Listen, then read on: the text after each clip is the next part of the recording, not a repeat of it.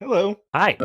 Hello and welcome back to my show. Welcome back to your show. I'm Jerry Trashcan. They found me in the trash. Okay, so Frank's got to go in an hour, In an hour. Well, that's good. That's how long this is, right? more or less. Ostensibly, The, yes. the run time. My dog is going to be shrieking for the duration, so just be Who aware. cares? Who That's cares? fine. People like the dog. Dogs. We got construction. Tim's probably gonna have some ambulances. Yeah. My ambulances are really funny though, because it's like being in a Grand Theft Auto game. Yeah. Oh, we'll get to that.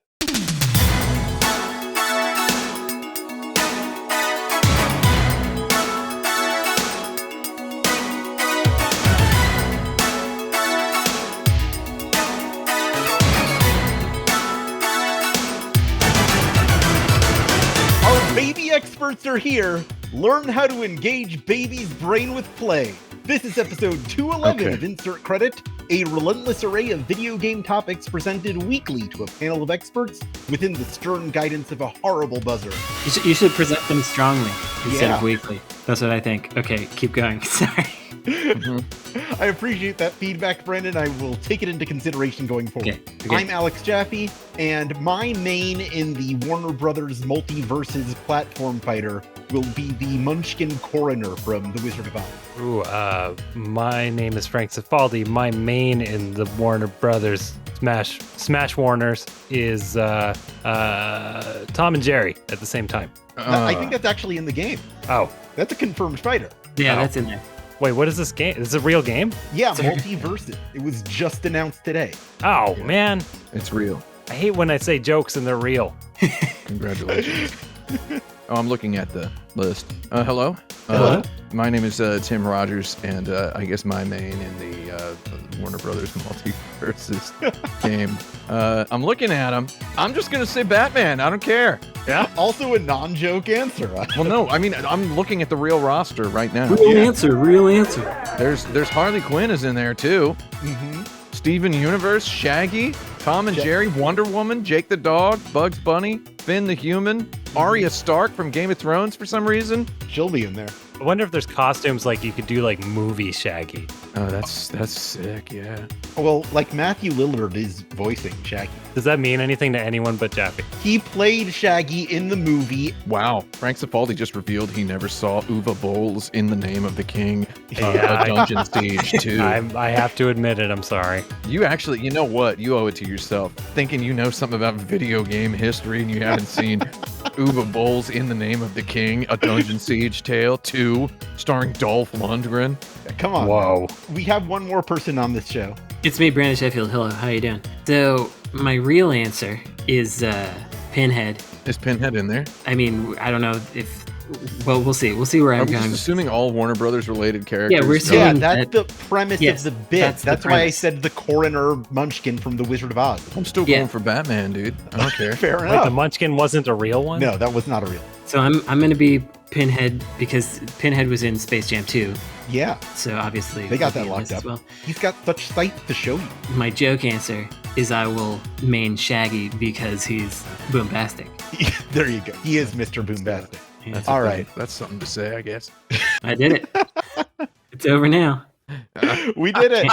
Can't take it back. The intro is finished. Our first question comes from our guest on last week's episode, Jenna Stoeber, No. who asked an old chestnut, what's the worst video game sound effect? Now, this is well-trodden territory by us, misophonia and chewing and all that. So I'd like to ask a variant, what's the most hilariously incongruous sound in video? Hilariously? Or just an inappropriate sound effect? So wait, we've asked what's the worst video game sound effect before. What was the answer? Chewing. It's chewing. Ah, yeah, okay. That's not if we're sticking to electronic video gamey sound effects. I want to argue that the ring sound effect in Sonic the Hedgehog 2, I mean, it's the same in all the games. In Sonic the Hedgehog 2, it's particularly egregious because in order to stand out in the mix with the music, it has a horribly high-pitched quality that just ruins your ability to play the game with headphones on. Or nice headphones, anyway. Well, and it pans left and right as you collect them too. Oh, yeah. It's got a whole lot of sinisterness in it.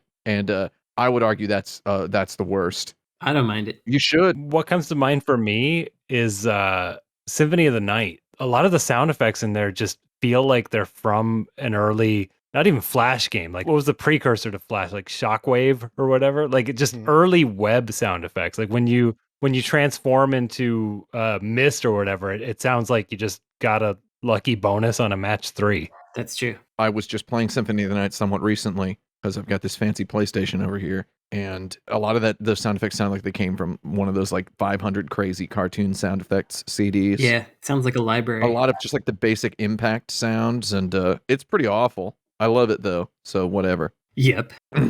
Well, I think the Animal Crossing New Horizons sound when you change your tool, when you use the D-pad to cycle between shovel, bug net, fishing rod, vaulting pole, and ladder. I think that sound effect sounds so bizarre. It sounds like a Sesame Street video game sound effect, like a Commodore 64 Sesame Street video game sound. And the sound effect elsewhere in Animal Crossing is so perfect. It's just so beautiful. A rare fumble. In a game with such great music and sound design, that's a very odd sort of choice. I don't like that sound. I don't know if it's hilarious though. No. Are we using hilariously in the internet way where it's just it means very? No, I mean a sound effect that's funny to hear because you don't expect it. It's not funny, but I mean that dumb jerk sound. Whenever it still gets used, I'm like, wow. The jump sound in Quake 2 is good. The guy goes, "Huh!" like that. Nathan Drake has a couple weird yells in Uncharted 2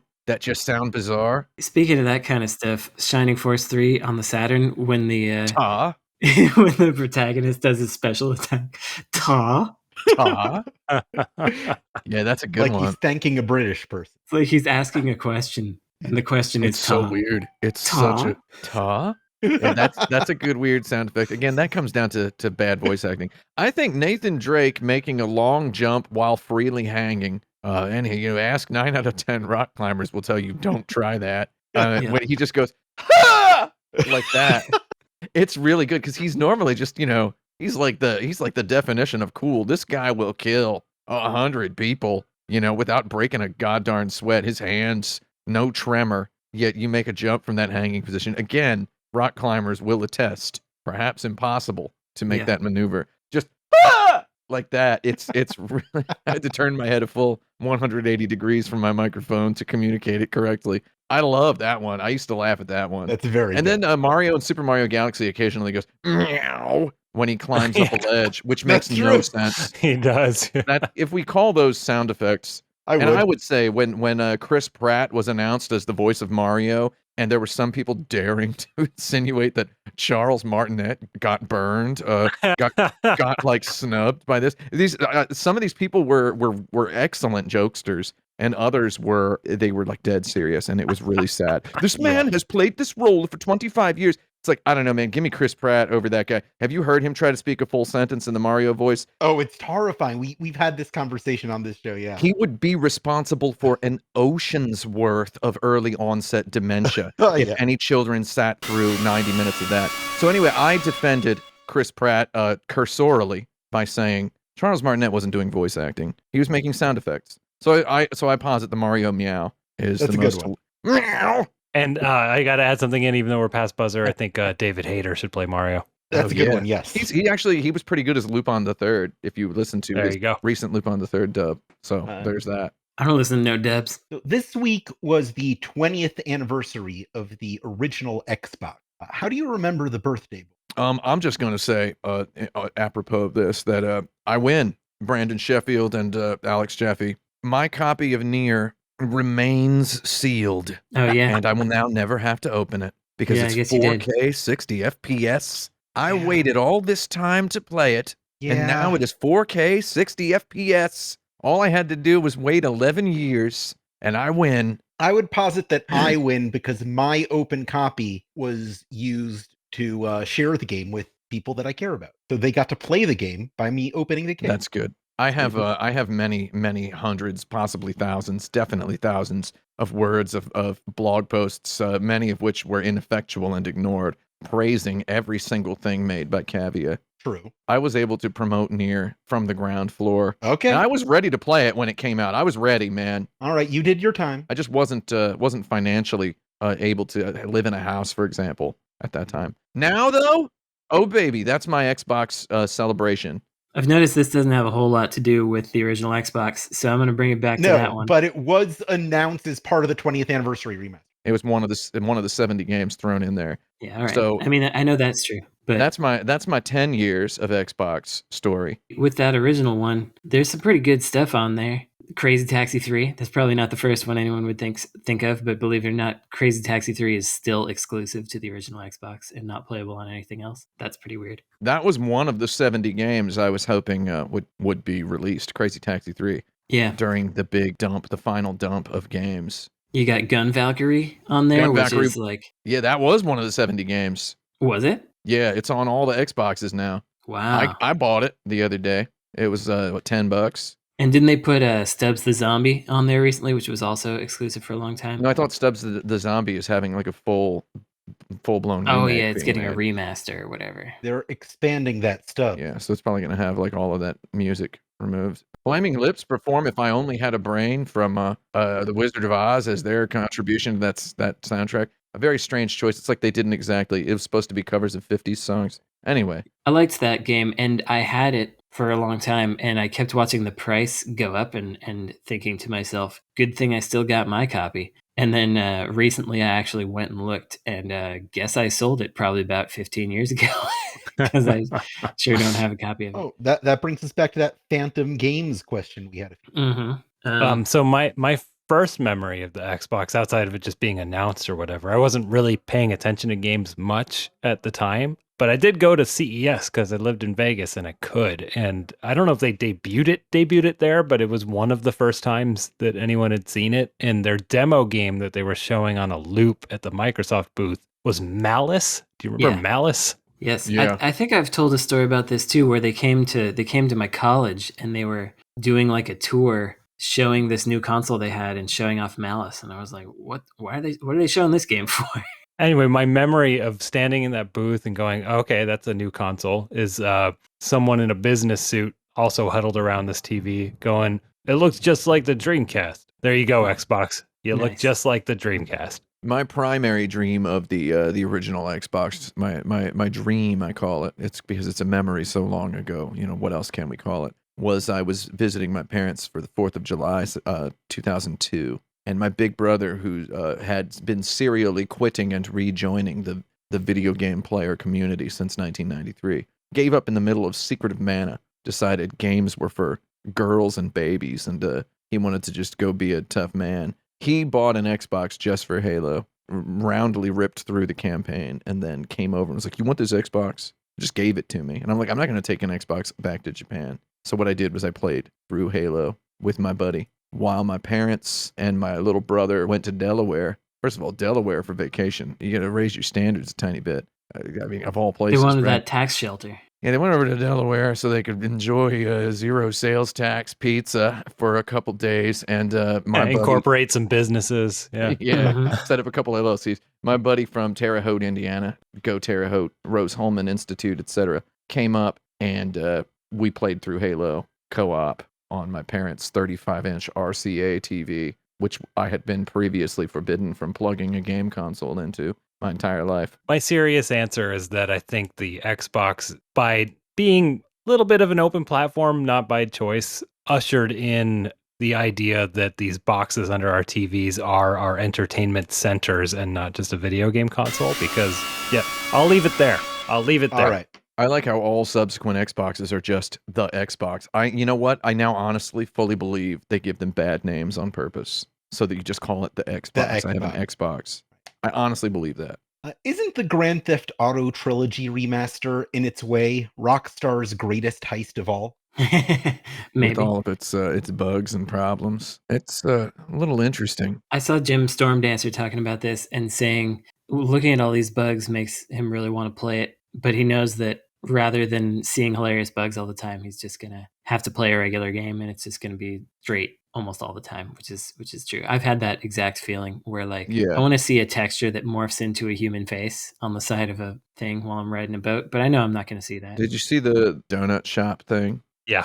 Yeah, that's egregious. That's my favorite. It reminds me of like cartoons that have weird, not quite English in the backgrounds because the Korean animators don't speak English. Like that's what it reminds me of. That I think a lot of this art was outsourced, and when they upscaled textures, or in that case rounded off the edges of the model, I think they were not native English speakers. They didn't understand the text, and no one on the Rockstar side caught it. Right. Yeah, maybe. I feel like we should explain it for people that maybe haven't seen it, which is that there's a donut shop called, what was it, Tough Nut or something like Tough that? Nut, yeah. Where in the original it was a hex nut, like a nut and bolt nut. Yeah, and it was referencing the fact that the donut itself was not round. I assumed it was like a joke they made on that, because like there's a big donut next to it which is also spiky, and then they wound up around for the remaster, they rounded off the both of them. The nut is perfectly round. Absolutely bonkers and hilarious. My favorite is there's a takeout menu where everything is 29 cents, and obviously it's supposed to be 69 cents. And it's a bad joke, but they ruin the joke. It's quite interesting. I see a lot on the internet and people being like, Rockstar makes $1 billion a minute or whatever it is, and they're like, can't they just commit to a good remaster? It's like, I guess they could. Also, those games are real big and there's a lot of stuff in them. Also, I played a couple of those remasters. They're all right. I mean, the rain thing is pretty bad. Yeah. But that's something that'll probably get fixed quickly rather than later. Though, man, yeah, I guess they're going to have to just commit to continually updating it. The weird thing is, I recently replayed all 3 PS2 Grand Theft Autos on PS2 for a thing that I'm working on. Let's see if you can guess what thing. Let me know in the comments below, etc. Those games are pretty old and crusty and ugly and dirty. They're very, very ugly video games. I actually think these ugly remasters are fitting. And there's a lot of people who are like, there's like a mod community, right? And that there were original PC releases of these Grand Theft Auto games, and you can still sort of play them today, though they're incredibly, incredibly hobbled by terrible problems. Like if you turn the frame rate up to 60 on Vice City, you can't ride a motorcycle because it keeps like dipping into the ground as you accelerate. The brakes are too hard on the cars. There's a million problems you need to install like pre-made mods to fix. And once you fix them all, which is several hours of work per game, the games are pretty legit. There are a lot of modders have done like these realistic texture packs, replacing all the character models, very passionately updating this game to make it look as close to Grand Theft Auto 5 as possible. Though having replayed the PS2 games very recently and just kind of wallowing in the ugliness of them and really genuinely enjoying the ugliness, I actually think the art direction of these remasters is really good. Having said that, all the stuff involving AI upscaling and joke misunderstanding is pretty egregious. I'm going to do my recommendation early again. My recommendation, if you're a video game engineer, stop tying physics to frame rate, please. Oh, yeah. Right. Hopefully nobody does that anymore, right? When's the most recent, like, really bad example of that happening? All of them still do that. I mean, the Nier remake was an example of that. You could mod it to up the frame rate to 120, but it broke a couple things because physics were tied to frame rate. Oh, yeah. That's not good. I know that, like, original Dark Souls on PC, physics were tied to frame rate. I mean, it's kind of hard not to. Like, you want to know a solid duration for how long things take in code rather than in time.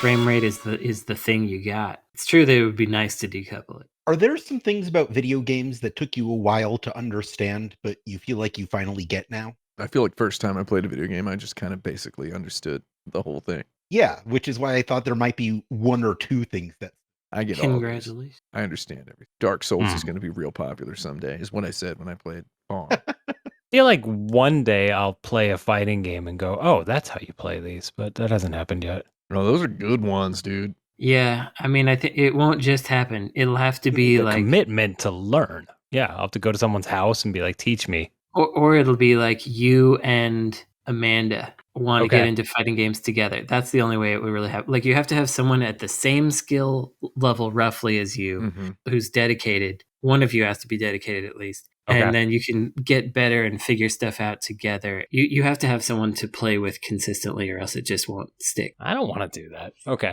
So you'll never learn anything about video games. If you found one that the two of you were like, this seems fun, maybe you would. Like, maybe you'll play the Warner Brothers Smash multiverse. Yeah, it could be Tom and Jerry at the same time. Yeah. Yeah. I think that's greedy that they let you be Tom and Jerry. Yeah, you should have to pick. So can you like throw Jerry into their mouths? That's what I want to do. They haven't shown off the moveset yet, but I imagine that's part of it. Yeah, you throw Jerry into their mouth and they start choking on Jerry, and then you go over and like swipe him with your claw, and it's really bloody. It's really awful. And then Rick from Rick and Morty suffocates on Jerry's body. Yeah, Is Rick from Rick and Morty in there? That's the rumor, that Rick from Rick and Morty is going to be in there. He hasn't been officially teased, but like there have been some leaks that kind of show him. Is that picture I saw, is that the just the starting roster? Is it that's the starting. It's going to be free to play, and they're going to add people to it. Man. Yeah. The fatalities are going to be brutal in that game. Absolutely. Why do people keep thinking free to play is going to work? That's a joke about Fortnite making billions of dollars. Nice. Good joke. Maybe that's something that took me a while to get. I disparaged free to play, but I didn't really disparage it. I remember saying in an article a long time ago that the best free-to-play game is just going to be a AAA game that has some cosmetic options, and that's sort of what Fortnite is. Yeah. When's there going to be like a free-to-play Uncharted? Genshin Impact is like a free-to-play Breath of the Wild, so they kind of... Is it really a free-to-play Breath of the Wild? No, it isn't really, but it is enough. It's as much as like a free-to-play Uncharted would be a free-to-play Uncharted, you know? Obviously, it's not the same thing, but hits a similar spot for people, I would say. I feel like they could make a free-to-play Uncharted. I don't know why I'm saying Uncharted is like the pinnacle of AAA video games. Maybe it is. You're just thinking about that jump yell. Yeah. Oh, God, that scream is beautiful. I want to put it on my soundboard later. Please do. Next question. Wait, I have a real answer. Okay. Japanese. I learned it a little better. And so the games that I played in Japanese at first when I was a very young child, couldn't understand what they were saying. Later on, I could. That's good. This is not true for me. I understood Japanese first time I saw the language. Immediately. Just looked at it and said, I see what they're doing here. I know Kung Fu. Exactly. That too. I mean, I learned Kung Fu. From playing Kung Fu. What will be the too cheeky Game of Thrones reference designed to go viral on social media in Elden Ring? Oh, no. You know, I didn't watch the Elden Ring gameplay footage that has been all over the internet. There's people just broadcasting their gameplay, right? Yeah. Yeah, I haven't seen it either. Yeah, there'll be something. There's got to be something. Maybe they'll just do a Winter's Coming. Like, I mean, I feel like if they're going to do something dumb like that, it's got to be dumb enough and easy enough that the execs can get it. So it might just be something like that. Yeah, I guess there are some execs involved in this. I don't know, though. Who are the execs in charge of Elden Ring is a good question. Who are they? Do we know? What are they like? They're Bandai Namco, obviously. So who are the guys? Japanese video game executives might know more about Game of Thrones than you'd think. Yeah, depends on the executive. There are plenty of Game of Thrones references in, like, Octopath Traveler. Mm-hmm. I got yelled at in the YouTube comments for pointing out a Game of Thrones reference in Octopath Traveler. Because someone's like, that's not just a Game of Thrones reference. It could be a reference to literally anything else. If you've read this. And I'm like, no. You know that's why they put it in. I know these guys who made this game, they definitely watched Game of Thrones. More so for the people who made Elden Ring. Game of Thrones is like slightly more popular in Japan than I thought it would have been. It achieved a genuine phenomenon status over there. Anime fans loved Game of Thrones, as far as I can tell. That makes sense. When someone says, do what thou wilt, that is the whole of the law, you can kind of tell who's making an Aleister Crowley reference and who's making an Assassin's Creed reference. I mean, I'm looking at some of these Elden Ring screenshots. This game looks good. I still haven't finished Youngin' Ring, so I'm a little bit behind that. Is Elden Ring related to Eternal Ring? All I know is that it's Spanish for the Den Ring. Oh, yeah, Elden Ring. Frank, do a joke. I didn't watch Game of Thrones. I don't know. I only watched the first episode. No, on the name Elden Ring.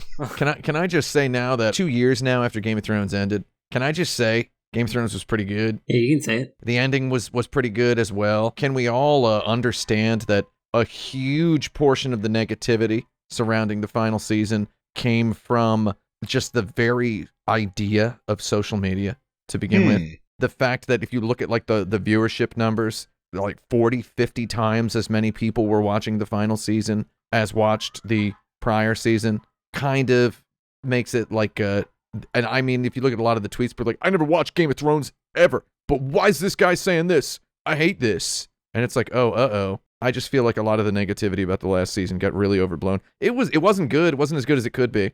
Though I think the destination was good. How they got there, a little questionable. Could have used 9 more episodes, I think. Yeah.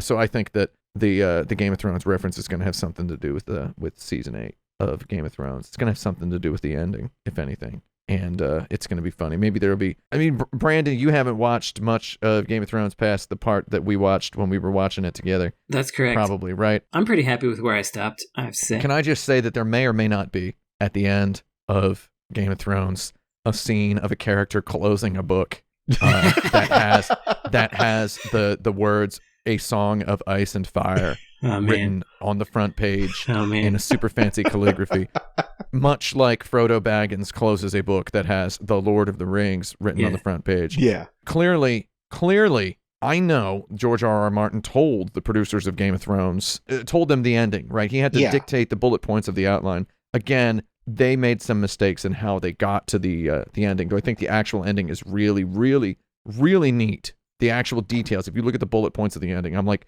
it's a wonderful way to end that story. So maybe the game will end with a book closing with Elden Ring on the front. That's what I'm building up to here. Yeah. Yeah. So there's going to close a book that just has the words Elden Ring on the cover. Okay, it's not just closing the book. It's Frodo in Lord of the Rings, and I won't name the character who's doing it because that feels like a big spoiler. Yeah. The character who is finishing the E in the word it's an FMV fire scene at the end of A Song of Ice and Fire. They're writing it in this calligraphy script. They're writing the title on the front page of the book. That's the shot. It's taken directly from Lord of the Rings. I know George R.R. Martin, whenever he finishes his books, take all the time you need, buddy, is what I would say to him, first of all, because I've seen his Twitter mentions. Take all the time you need, buddy. Can we all say that, please? Just let George R.R. Martin just take his time. We don't care. Take all the time you need. Yeah, just go for it. I know that's how he's going to end that series. I know that's actually going to be referenced, is this character writing A Song of Ice and Fire on a page. Well, and I'm ready for it. That's how Elden Ring is going to end. Okay. Except it's going to be called The Elden Ring, is what the character is going to be writing on the page. The word "the" is going to be in there. There you go. The Lord of the Rings, A Song of Ice and Fire, The Elden Ring. Final answer. Okay. We'll be right back after a quick break. But George R.R. Martin, I know it's no good to make fun of people's names and stuff, but I always imagine it like a car revving up. George R.R. I think of George R.R. Binks. George R.R. Binks, the Time Sweeper? Yeah, that's exactly what I meant. Okay. Right. The beloved Star Wars character, George R.R. Binks, the Time Sweeper. Happy 20th anniversary, Xbox. Now this was pod racing, because yes, they can sweep time or whatever. Or this will be pod racing. This will be pod racing. This will have become pod racing. Now that's what I would call pod racing. Volume 20. Welcome back to Insert Credit. It's time for us to go to the Dirtbag. Every single week, I pick a question submitted to us by the patrons at patreon.com/insertcredit, where for a nominal monthly fee, you can get access to the forum, which allows you to submit questions, get our regular episodes one day early. One day early. Oh, and even exclusive bonus content every month, including new episodes and lists and special features and the like. You never know what you're going to get at patreon.com/insertcredit. This week's question comes from Kiko, who asks, video games have a long history with killing the protagonist's horse, either in gameplay or as part of the story. What are your favorite or least favorite instances of non-optional protagonist horse death? First of all, horses can straight up get owned for all I care. I am literally, right this very second, wearing a jacket made out of a dead horse. Not just a horse, a bronco hide jacket. So I don't care. I'm vegetarian, so what? Wearing a jacket made out of a dead horse. Not just a dead horse, a dead Italian horse. Frank, what do you think about that? Yeah. I'm fine with it. Screw horses. The Italian part is what I was talking about. I don't. I have no nationality I'm not an Italian nationalist. This joke didn't really go anywhere that I was hoping. I just started thinking about all those horses in spaghetti westerns probably being Italian horses, so they were probably neighing in Italian. I mean, there's a horse death in a video game that is very effective and impactful. I hate the word impactful. That it comes so close to the end of the game, though, and the game is so long that it feels like a horrible spoiler. Yeah, I don't like that particular game. And I thought that one was really good. I thought that was a very, very good, well-handled, actually kind of sad horse death. I mean, I've talked about this before, I think, many years ago on here, but in Red Dead Redemption, when there was that glitch that would just kill your horse and disappear them, that was very upsetting to me, and it is pretty much the reason I stopped playing the game, because I did form a bond with the horse, because it was kind of the thing you could form a bond with, and then it was just like, if you tether your horse to this one post in this one place... Did it blow up? It will. No, it just, if you turn the game off and turn it back on, it won't be there anymore. It's just gone. It's not the hitching post. It's the ditching post. Yeah, it's the ditching post. And ditch my horse. One of the horse deaths that I think, it's not even one of the horse deaths, some of the horse deaths that I think were sort of inappropriate were in Red Dead Redemption 1, when the protagonist kept just shooting his horse. Yeah. And then skinning his own horse. That happened to me, too. And then wrangling another horse and then shooting that horse as well. Just over and over. Broadside blasting that bucking bronco with the both barrels of buckshot. Just knocking it off all four of its legs. Yeah. Well, the worst was when he was like riding full speed on the horse and he pulled out his gun and just pointed it down at the horse's head and shot it while riding and then got launched off. That was terrible. That was weird. And then there was the time when he took his horse to the top of a very high mountain, got off, shot the horse right in the mouth, and then kicked the horse's body off of the cliff. That first one was so awkward. I mean, I'm glad they fixed a lot of that. Y'all are some very disturbed Red Dead Redemption players, in my opinion. You know, you actually can't kill your own horse in Red Dead Redemption 2. Did you all know this? They don't let you do it. I didn't. No. Horrible. They won't let you shoot your horse. Good. That's like when they stopped letting you kill children in Fallout. What's even the point anymore? You can't kill dogs in Red Dead Redemption 2. Good. You can kill like 500 animals. Okay, it's not 500. There's somebody corrected me in my YouTube comments. Oh, well, that's weird. If you can kill all the other animals, but not a dog or a horse. You can kill squirrels, bears, rats, raccoons, possums, Larrys, deers, Jerrys. You know what it was? They didn't want to end up on that "Can you kill the dog" Twitter. Oh yeah, can you kill the dog? It's a surprisingly sparse Twitter account. Mm-hmm. Not a lot of tweets from that one. I think the horse came back, but the only answer that I can think of for a horse death that I've experienced, and I don't think he actually died, was maybe the one Tim was talking about, which is Shadow of the Colossus. Oh no, not that one. No, okay. I'm talking. I thought he was talking about that one. I know too. which one he's talking about. Yeah, so that actually is that is a pretty good one. Yeah, it's another one that, as you were describing for the mystery game, is fairly tasteful and upsetting, and you have gotten quite attached to your horse at that point. But also, having played Eco, I knew that was coming. Like I was like, yeah, he's gonna do that again, just like he did. He's gonna kill. Yeah. Does the Guardian die in The Last Guardian? Probably. Nobody has finished that game, but probably. Yeah. You know what? It's been 5 years now. Last Guardian blows, dude. Yeah. Kind of bad. Fumito Ueda was a one-trick pony, and he tricked twice. And then the third trick, that's where it starts to get bad. I think he's got more in the tank. I think he's gonna slink away. Can I just say Sure. The Last of Us, you have a horse that you have for like 5 minutes that is then brutally killed, and it's like, it's like, oh, okay. You just don't want me to have a vehicle anymore? What is this? And it's like you have this horse for like less than a minute, and then your protagonist is sad. Last of Us 1. She's sad that the horse is dead, but only for like a moment because much worse stuff is happening around her. And that's like very close to the end of the game. It's very strange. Horse death IMO. It's pretty good. It's quite gratuitous. So I find that one of the greatest personal motivators is spite. How do video games take advantage of that? Spite. Well, I mean, I guess all competitive video games pretty much foster that. Like going back to the Xbox thing. Teabagging. Xbox definitely got me to understand first-person shooters. Like, without Halo 2 being played on a controller, I don't think I ever would have gotten into first-person shooters, because Doom didn't do it for me back in the day. I like it more now.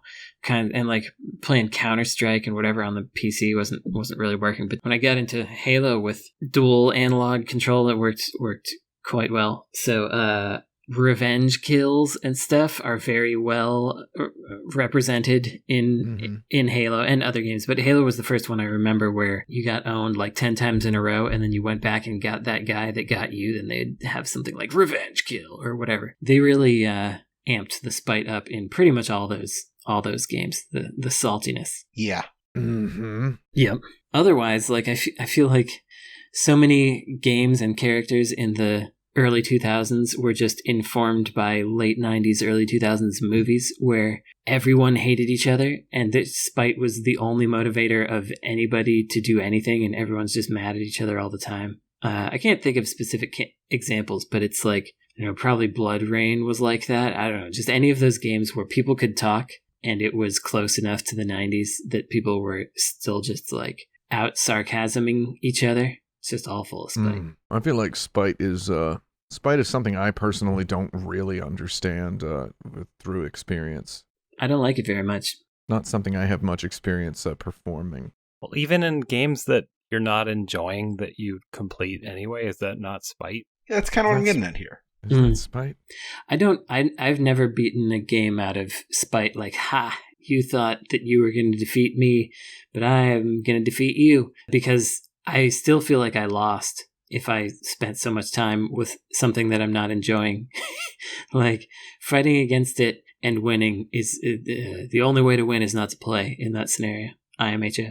Yeah, I mean, I've beaten some games that I wasn't really enjoying, though. I never really thought of it as trying to prove myself better than the game. I only do it for the Chivos. Oh, yeah. I'm talking achievement points and gamer score, Jerry. Oh. That's not true. That's not true at all. Oh, the Game of Thrones references in Elden Ring will be in all the achievement names. That's true. That's a good point. There'll be one in there. I still think there's going to be a book. Yo, there's got to be. The Elden Ring. Elden Ring. It's a wonderful book, and is it finally finished? Oh, yes. That's how it's going to end. It's finally finished. Now time to relax. And then there's going to be a sound outside the door, hoof beats. And he's going to open the door, and there's going to be like a fiend of some sort.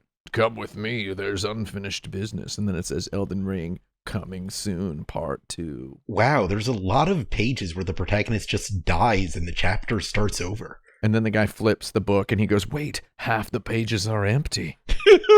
Yeah, Yeah, there we go. Way to set up the sequel there. I should be in charge of this. You absolutely should, yeah. I mean, is spite something people think of? I don't know. Is it something people think of when they're playing a Dark Souls game? Do they feel like they're... I think so. Because some people. Well, what's the difference between spite and holding a grudge? I feel like spite is a little different. I feel like in the Souls it's a little more like you hold a grudge against the thing that killed you, and it's less. Well, like... there's a dozen or so philosophical conversations we could have about this, and there are too many that are had about different interpretations of the word difficulty the Souls game. Yeah. And I believe now the popular opinion is that Souls games aren't hard. They're fair. They're just a little tricky and they're funny. So I feel like you don't feel like you're spiting like an obnoxious, obtuse, opaque, obscure Souls obstacle by remembering where it is next time. Yeah, but maybe with the human players, I think that might be when someone invades your game. You're killing a guy who just showed up in your game. I think it's all about PvP. Man. I don't know what this says, though. I killed every single person who invaded my game in Demon Souls for PS5. I don't know if that's... It's a little spiteful, maybe. I mean, well, no, I mean, they tried to kill me, man. That's true. They came right at me. Like, none of them were friendly. I mean, they're not. All right. I mean, Speaking of unfriendlies, is Bobby Kotick a singular evil dunce or indicative of a culture shared by major C-level game company executives? It's the latter one. There's nothing special about that guy. Take game company out of there. Yeah. These people are psychos. The conversation surrounding this Activision thing, all conversations on the internet will always get worse, and they will get less informative. It'll be less possible for anyone to say or understand anything as time goes on, unless the entire nature of the internet is refoundationalized. I'm seeing a lot of bad conversation about what to do.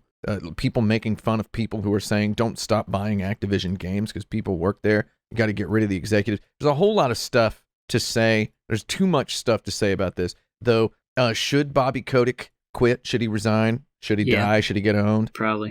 Probably. He should. He shouldn't be there. But man, the poison, it's all rotten when it comes to people with lots of money. Mm-hmm. When it comes to a person who gets $100 million as like a year-end bonus, you can't hurt this guy. You just can't. Realistically, you don't get rich By caring what people think Yeah, about by you. being normal or doing nice stuff. Like, Yeah. under this capitalism, what we got, you don't get to that level of money by being a cool guy. Some zoologists would argue they're a different species from us, these rich people. Yeah. I'm pretty sure we could find somebody to go on record. So, that's not really a human. Have you ever met a really rich person? You have, Tim, I know. I've met some of them, yeah. They're not exceptional. They're just as dumb as everybody else.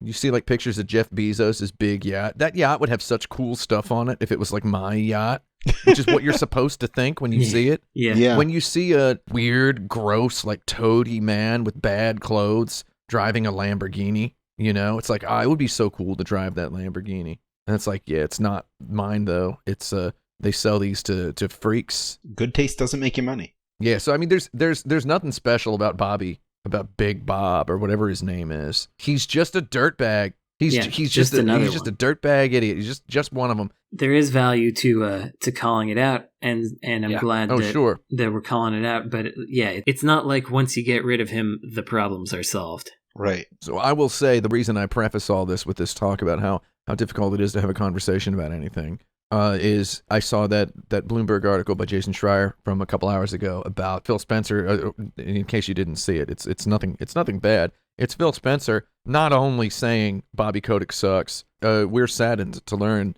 the extent of how much Bobby Kotick sucks. I'm paraphrasing here. He's like, we're rethinking our business partnership with Activision, which is pretty cool. Yeah. I mean, who knows what that means, though? That doesn't mean anything. I appreciate it. I appreciate that he's saying it, but it's like anyone can say anything right now because nobody has a positive opinion. On the other hand, Phil Spencer did. He said it. Yeah. He did, first of all, say it, and then he also, less than a week earlier, saw to it personally that Nier is released in 4K 60. That's true. For all Xbox consoles. He spoke out in terms of hating NFTs as well. He said he didn't like NFTs, and he said that the industry needs to come together around emulation to preserve video games. Yeah, so that's like three extremely cool things he did. 3 for 3. 4 things, if you count. Yeah. I'm not even joking about the guy loves JRPGs, so he probably did say it's got to be Nier, dude. You got to get it on there. Mm-hmm. Well, now I feel happy that I got him into that party at DICE 2 years ago. See, there you go. Guy's cool. Doesn't wear a suit on stage. So that's the kind of guy who, if they replace Bobby Kotick with somebody like him. Phil Spencer, come on, insert credit. Yeah, let's get him on here. Yeah, he could do it. His Twitter avatar was iDarb for a while. That was cool. Yeah, we can get him on here. I worked on that. Thanks, man. You have the closest connection then. I didn't get him into no party. I'd never seen him. I don't think I've ever spoken to him in person. So Brandon clearly has. I squandered my opportunity by complaining about the Xbox One Series X name. No, see, I'm 100% convinced it's on purpose. Yeah, it's just the Xbox because now it's like an equality thing. It's like, it doesn't matter which Xbox you have. There are currently 4 valid Xbox consoles you can have that all have Forza Horizon 5 on them. No, it's true. I did begin to understand that after he talked to me about it. Yeah. So I said hi to him once, and we also both love Lost Odyssey. He had one of a game Frank worked on as his Twitter avatar, and Brandon got him into a party, but then viciously insulted him. Yes, as is my way. So there you go. How does that work out? Could we get the disgraced Bobby on the show and slam him? No, he doesn't even know what a podcast is, probably. No, he's never heard one before. I've got one last question before I let us go. Let's do it. What are, respectively, the Neuromancer and Snow Crash of video games? Oh, man. That's an interesting one. I think Doom. Neuromancer by William Gibson and Snow Crash by Neil Stephenson. Mm-hmm. Those are the 2 of the seminal cyberpunk works. I just read 28 cyberpunk novels this year. Not a lot of good ones. There's a lot of really good ones, dude. Oh, I feel like there aren't. I've read a bunch of them, and I feel like a lot of them are not that good. Have you read K.W. Jeter's The Glass Hammer? And nope. Have you read that book? Read The Glass Hammer, dude. Okay. I mean, well, you got to read. It's part of a series. I'll put it on the list. Get those Jeter books. Read those Jeter books. Those are hot. They're sick. So do we want to approach this from the angle of cyberpunk or just in general two competing seminal works in a genre? Because it could just be Mario and Sonic. I mean, in terms of what they are, Neuromancer came out in 84 and Snow Crash came out in 92. Yeah. Right? And we don't have to do the exact years, so there's like that much of a gap. Snow Crash is equally is actually a little bit more political than Neuromancer, believe it or not. And it's a little bit better written. No offense to William Gibson. William Gibson is when you look at the whole of his body of work, you see what he was building with the way he wrote. I mean, I just reread Neuromancer this year.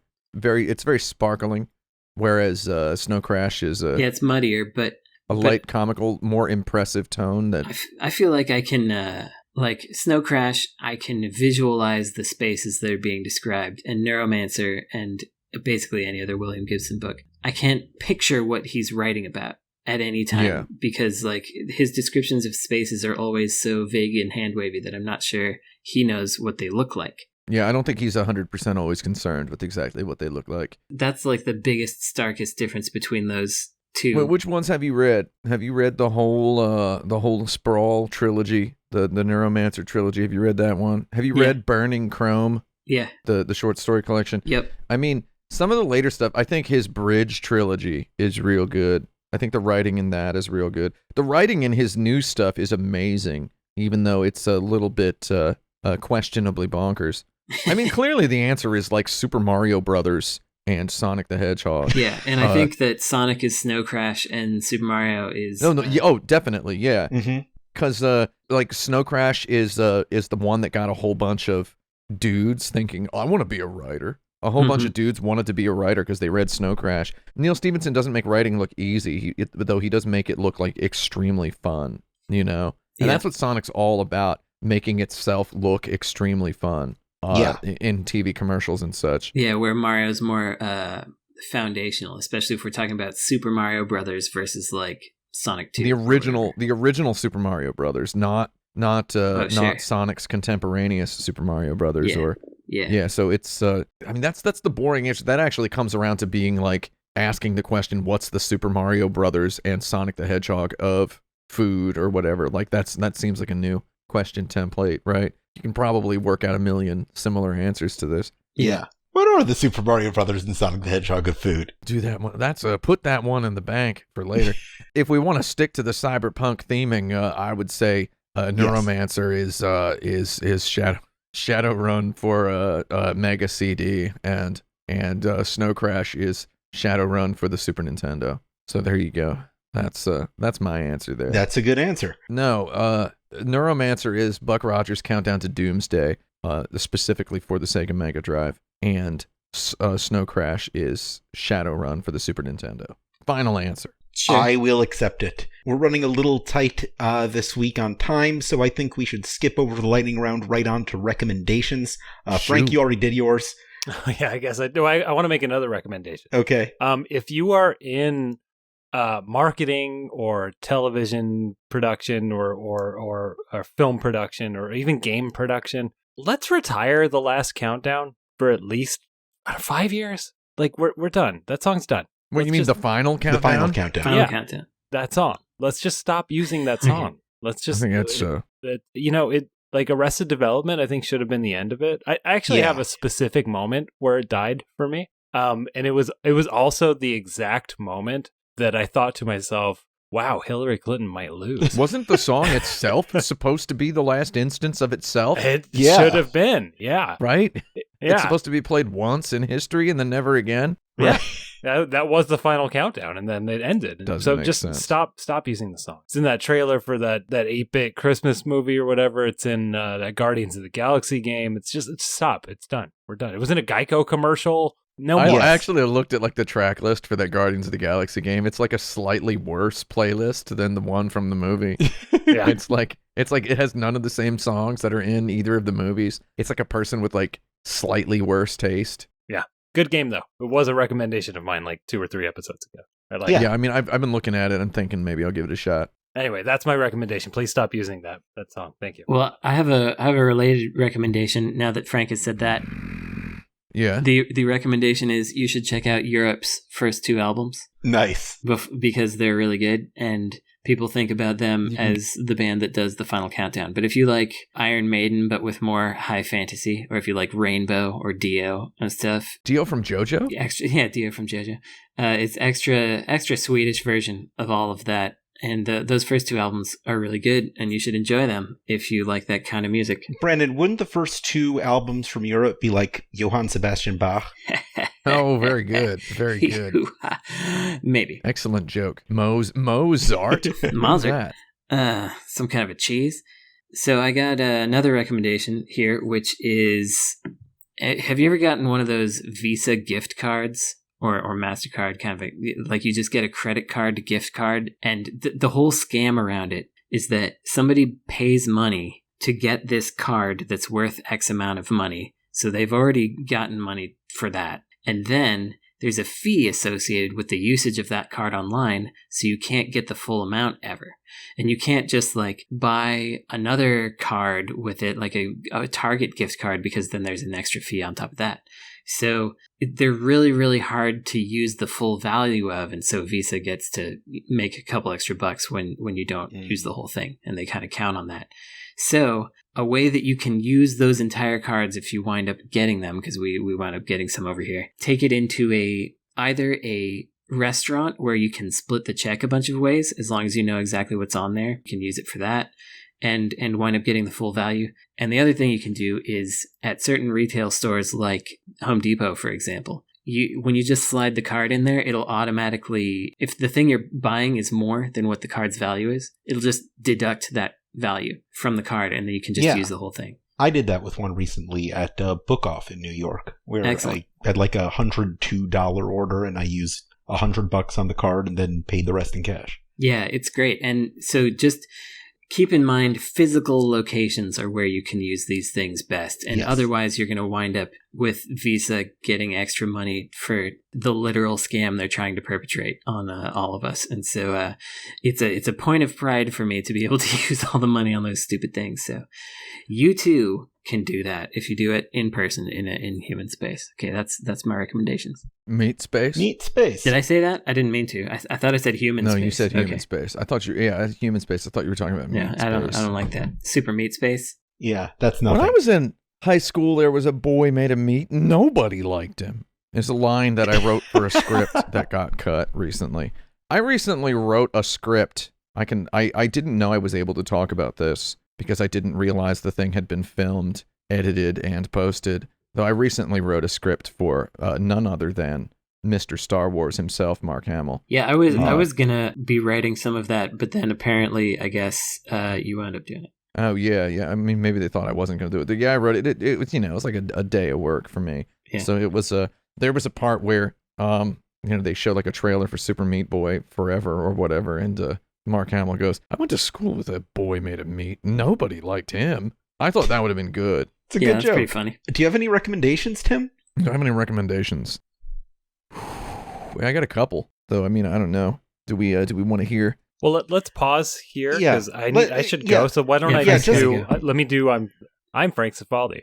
There. Okay, There I you gotta go. go. See you. Thank you. Bye, Frank. Just bank that. Just bank it. I was gonna make Esper pull it from a previous episode if Frank didn't do that. That's pretty good. Oh yeah. So what is my recommendation? My recommendation is I don't know. I got I was thinking of these. I had a whole bunch of them written down, and now it's just I don't know. Man, you know what a good question would be is what's the coronavirus booster shot of video games? That is a good question. I'm writing that down. Yeah, write that down. You put that one on there. I was on the bus and I was writing a bunch of questions that I thought would be funny. I don't know why I was writing episode questions. Am I hosting this one? Let's say you won this episode, so you can ask one next week. Oh, okay, just one, huh? My recommendation. Well, actually, never mind.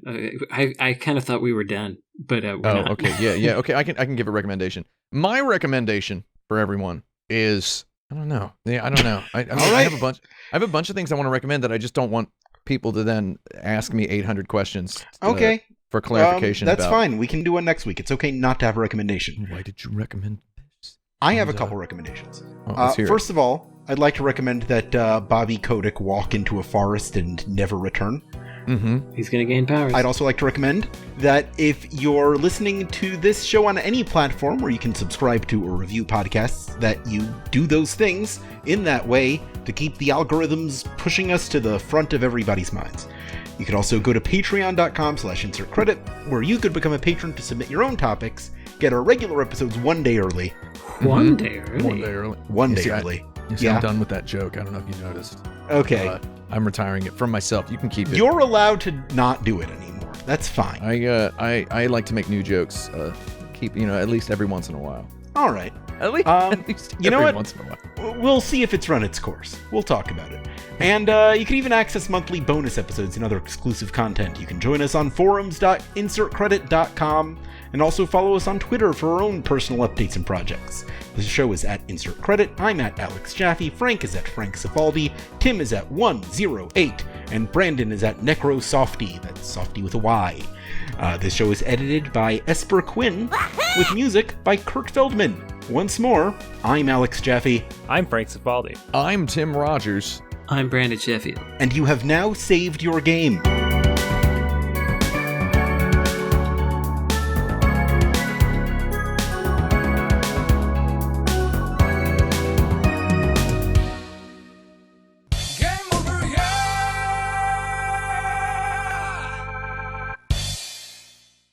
Oh, you did it not in passive voice. That's pretty good. Welcome back, Tim. My gift to you. Very good. Good work.